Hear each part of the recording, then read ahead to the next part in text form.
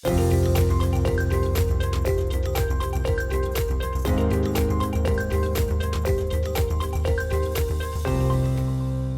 afternoon, everybody. We start with the global market news update today. The current state of play in the global economy, which consists of declining interest rates, seemingly ever-present geopolitical risk, and an upcoming US election, has suited gold to a T.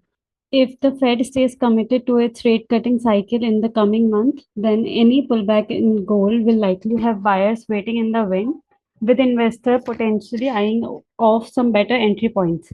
The US Fed began its easing cycle with a half percentage point rate cut on Wednesday, forecasting another half point cut by the year end and a full point next year. US rate cut. Geopolitical woes lift gold to record high. Oil edges up following US rate cut move. Geopolitical concern. The three major US indexes notched weekly gains last week, with the S&P 500 advancing 1.36% to mark its fifth positive week over the past 6 weeks. The Dow Jones Industrial Average concluded the week with 1.62% gains, while the tech-heavy Nasdaq Composite added 1.49%. Asia markets mostly rise as investor digest Fed rate cut policy moves from regional central bank. Now coming to the Indian market update, we can see that Nifty closed around 148 point positive today, that is around 0.57%, and the support level for tomorrow would be around 25,528 followed by 25,266, and the resistance level would be around 26,111 followed by 26,373.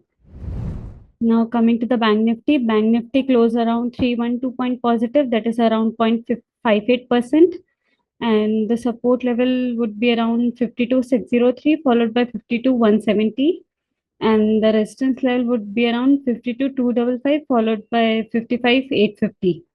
Coming to the mid cap closed around 503 point positive, that is around 0.84%, and the support level would be around 59,010 followed by 58,628, and the resistance level would be around 61,572 followed by 62,171.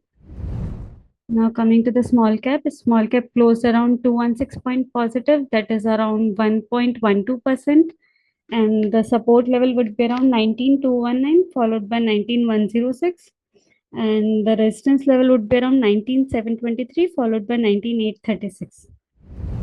Now coming to the sectoral update, we can see a good buying opportunity in alcohol sector, retailing sector, aviation sector, FMCG sector, telecom sector, and agriculture sector. And top deliveries we see in ship and building sector, banking sector, ferromanganese sector, aviation sector, telecom sector, crude oil sector, infrastructure sector, and construction material sector. Now coming to the basket recommendation, we recommended financial services stock basket with the expected return of 10%. And the performance review so far is large cap performed till now 9.55%, and auto stock basket performed around 5.49%. Private bank performed around positive 1.818%. Tata Group performed around 4.91%, and financial services stock basket performed around 9.33%. So we recommend to book profit in large cap and financial services stock basket.